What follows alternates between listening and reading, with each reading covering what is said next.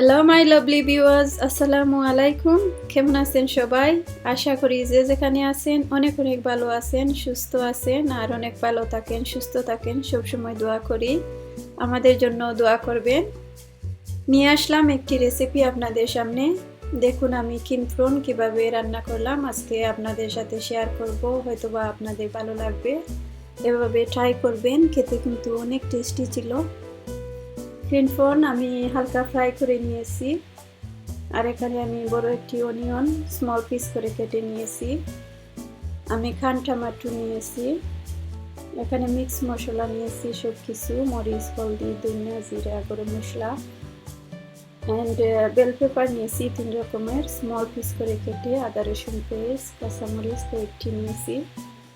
এবার একটি হাঁড়ির মধ্যে পরিমাণ মতো তেল দিয়ে পেঁয়াজ দিয়ে দিচ্ছি, লবণ দিয়ে দিচ্ছি স্বাদ অনুযায়ী, দিয়ে ভালো করে নেড়ে আমি ঢেকে রাখবো যাতে ফ্রাই হয়ে যায় পেঁয়াজটি।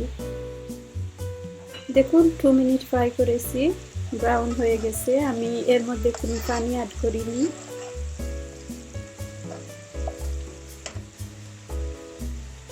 এবার আমার মিক্স মশলা দিয়ে দিচ্ছি সব কিছু।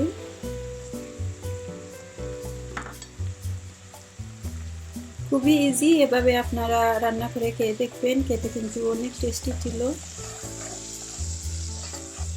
কুইকলি হয়ে যায়। আর প্লিজ আমার চ্যানেলটা ভালো লাগলে আমার প্রিয় ভাই ও বোনেরা অবশ্যই আমাকে সাপোর্ট করবেন, আমার সাথে থাকবেন। আমার চ্যানেলটা লাইক, কমেন্ট, শেয়ার, সাবস্ক্রাইব করবেন। আর যারা অলরেডি আমাকে সাবস্ক্রাইব করে আমার পাশে আছেন, সবসময় আমাকে সাপোর্ট করে যাচ্ছেন, সবাইকে আমার প্রিয় ভাই ও বোন, আপনাদের সবাইকে বলছি দিল থেকে অসংখ্য অসংখ্য ধন্যবাদ অ্যান্ড অনেক অনেক ভালোবাসা সবার জন্য। দেখুন আমি 2 মিনিট ফ্রাই করেছি, এবার কিছু পানি অ্যাড করে দিচ্ছি, দিয়ে ভালো করে নেড়ে আমি ঢেকে রাখবো 5 মিনিট। দেখুন মশলা ফ্রাই হয়ে গেছে, এবার আমি কিং প্রন দিয়ে দিচ্ছি এর মধ্যে।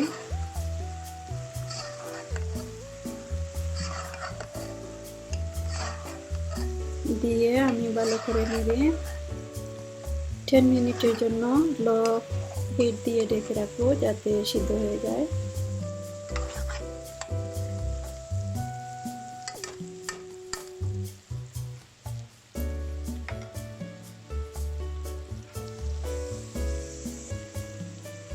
দেখুন সিদ্ধ হয়ে গেছে আমার কিং প্রন।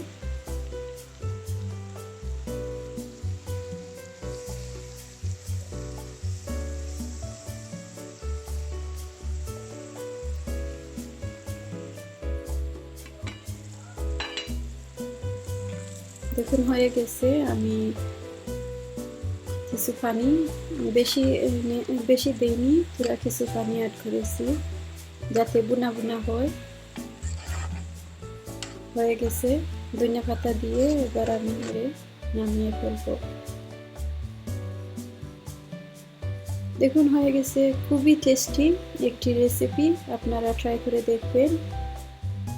আজকের মতো এখানে বিদায় নিচ্ছি, সবাই অনেক অনেক ভালো থাকবেন, সুস্থ থাকবেন। আল্লাহ হাফেজ, আসসালামু আলাইকুম, and thank you so much for watching.